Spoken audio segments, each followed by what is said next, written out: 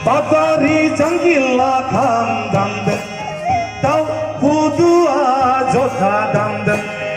owa bijoa dipungsu.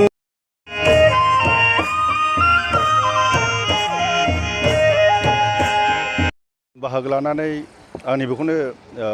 बुंनो लुबैदों जे बर'फोरनि बे बैसागु फोरबोआ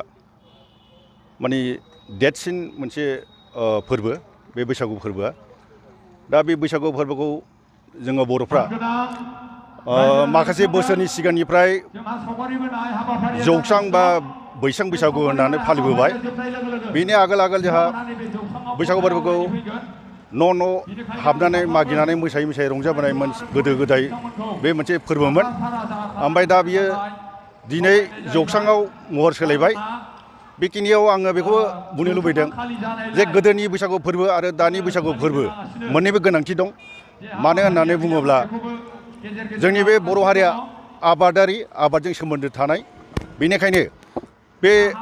बैसागु फोरबोखौ दैज्लां समनि आगोल बे फालिनायावहाय बयबो गोसो मोदोम रंजानानै फालियो बेनिखायनो आङो जौस्रां बैसागु आरो गोदोनि बैसागु बे मोननैखौबो लाखिलांबाय थानो थाखाय आङो बे उननि जोलैफोर नेक्स्ट जेनेरेसननि मानसिफोरखौ खावलायदों बे बेलायावथ' जोबोद दुखु गोनां बे देगजों मोसानायखौ जोङो क'क्राझार रंजालि बैसागु फोरबो आफादा गोदोबो होबथाबोदोंमोन ओमफ्राय दिनैसिम होबथादों जोङो बैसाङाव देगजों मोसानाय जाया केसेटजों मोसानाय जाया अब्लाबो दानि बे माबाजों बोथोरजों खाब जानो थाखाय बर'नि माखासे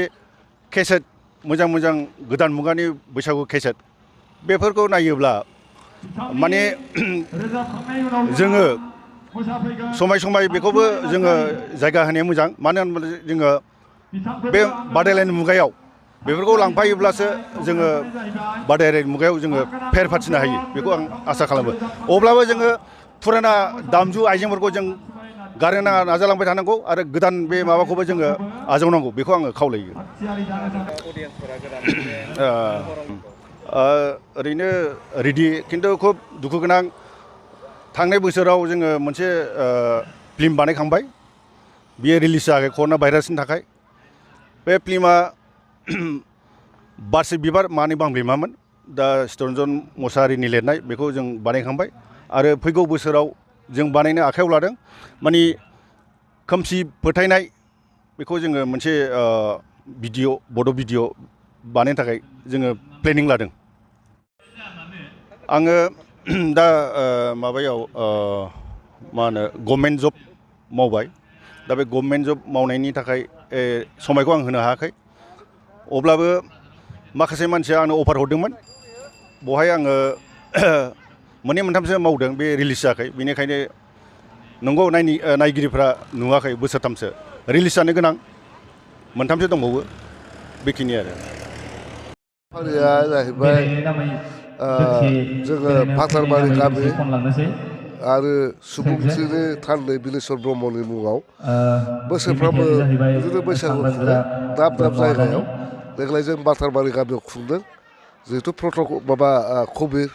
जेरावबो माने कभिडनि नियम मथे सोलिनांगौ हिसाबै जोंनो एडमिनिस्ट्रेसन आरो जाखिनि नियम दानानै हरदों जों बेखिनि नियमखौ मानिनानै जों दिनैनि बे